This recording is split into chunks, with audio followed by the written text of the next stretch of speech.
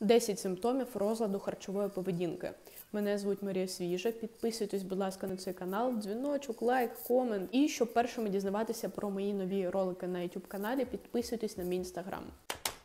Невеличка передісторія. Хто не знає, у мене був РХП, розлад харчової поведінки. Хто не бачив мої відео на цю тему, залишаю посилання, їх багато. Перші симптоми почалися у 14 років. І все продовжувалося. Я не можу сказати, що зараз воно закінчилося, тобто я все ще знаходжусь у стадії відновлення. Але станом на зараз я відчуваю себе, в принципі, непогано. Я можу іноді переїдати, я іноді можу заганятися там щось про їжу, про тіло і все таке. Але порівнюючи з тим, як воно було у мене до того і як воно зараз, я можу сказати, що я у дуже гарному прогресі. В цілому прогрес виходження із цього стану потихеньку до нормального психологічного, це можна уявити таку спіраль, по якій ти, проходиш, і з кожним левелом стає краще і краще і краще. Отож, поїхали. 10 симптомів розладу харчової поведінки. Якщо ви помітили у себе хоча б 3 з 10, це вже дзвіночок. Перше. Думки про їжу 24/7. Це такий внутрішній діалог, який ніколи не спиняється. І коли я говорю 24/7, я не жартую. Це можна ще порівняти, наче плівку в касеті. Знаєте, коли заїдає, ось те ж саме. Ти прокручуєш одне й те саме в голові постійно. І це забирає настільки багато енергії. Друге, гойдалки. То їм зовсім як горобчик, то обжираюся як свиня. І тут потрібно зрозуміти, у чому різниця між людиною, яка з розладом харчової поведінки, та просто людиною. Тому що це нормально, коли в нас різні періоди нашого харчування. Наприклад, там у дівчат перед місячними ми більше їмо. Є фактори стресу, є там дуже багато чого. Але в чому різниця? Різниця у компульсії і у тому, який стан у тебе, коли ти, наприклад, у такій гарній фазі, ти небагато їш, ти там займаєшся спортом, все класно, і ти думаєш, ну ось, нарешті, класний стан, класна кондиція. Потім стається якийсь стресовий фактор, якась ситуація, чи ти не розраховуєш свої ресурси і починаєш ось так от по графіку йти вниз. І у цьому графіку тобі настільки погано, ти лежиш вдома, об'їдаєшся, і це руйнує взагалі твоє життя. Сам факт того, що у тебе постійні гойдалки, і у тебе, наприклад, роками це вже відбувається, що ти не можеш знайти просто нормальний якийсь стан харчування свого постійного, це і є симптом. Третє. Паніка набрати вагу. І коли я говорю про паніку, я знов не жартую. У тебе таке відчуття всередині, що все зжимається, стає так огидно, і ти відчуваєш натуральну паніку, страх, можливо, сором. І для тебе це все, це найстрашніший сценарій, який може статися. А коли ти заходиш у стадію ось цього постійного переїдання, і ти не можеш себе зупинити, і ти відчуваєш сором, там багато чого, просто ненавидиш себе. Тобто, просто ненавидиш.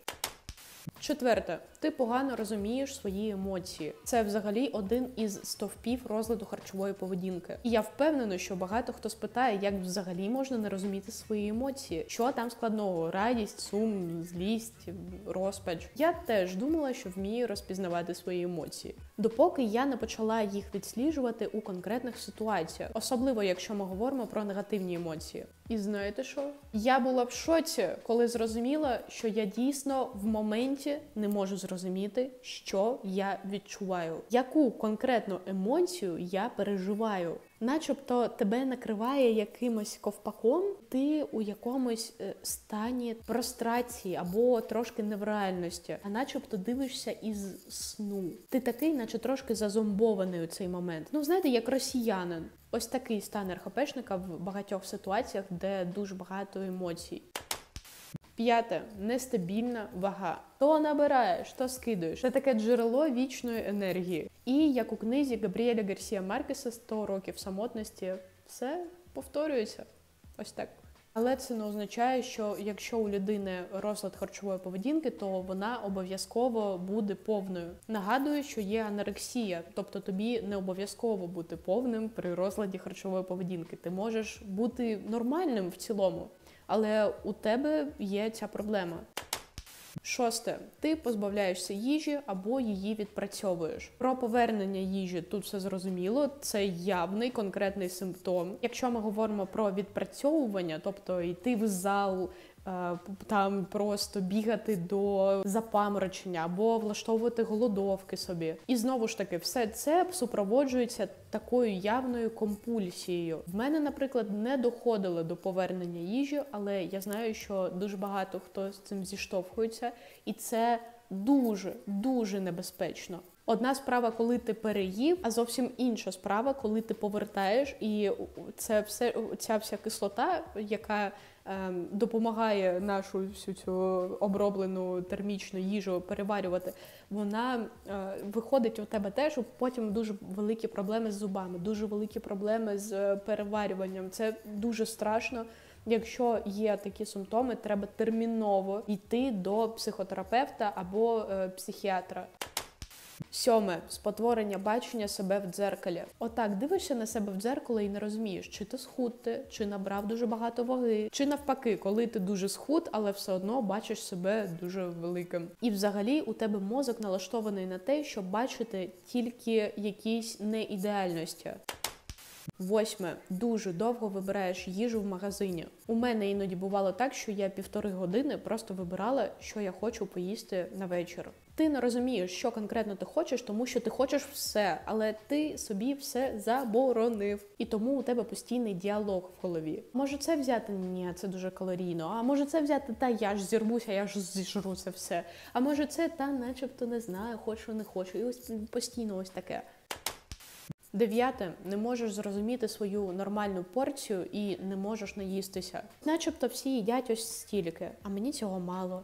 А яка в мене нормальна порція? А ось це нормально? Якщо більше, то вже дуже багато. Ти не можеш зрозуміти, яка в тебе нормальна порція, тому що ти опираєшся не на свої відчуття, а на те, як соціально нормально їсти. А на свої відчуття ти не можеш покластися, тому що у більшості ситуацій ти просто не наїдаєшся будь-якою порцією. Це про відсутність контакту із собою і своїми відчуттями. І панікою стосовно їжі в цілому, і страху відпустити себе і дозволити собі їсти стільки, скільки ти відчуваєш. Тому що ти розумієш, що ти будеш переїдати.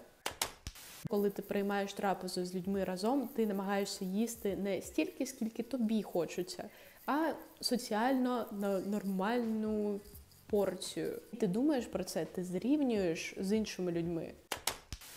Ну що, у мене 10 із 10, у мене це все було, або навіть частково десь ще є. Напишіть у коментарях, скільки у вас пунктів співпало. Сподіваюся, що 0, але якщо є декілька вже пунктів, то це привід задуматися. Що робити у ситуації, коли у вас реально є симптоми? Перше, найнеобхідніше, зразу йти до психолога, до психотерапевта або, можливо, психіатра, тому що є різні сили симптомів. Наприклад, у когось трієчка десь так по відчуттям, а у когось десятка херачить. З вами була Марія Свіжа. Підписуйтесь, будь ласка, на канал, дзвіночок, в інстаграм теж підписуйтесь, комент сюди пишіть. Люблю, цілую. Якщо сподобалось відео, реально, поставте лайк.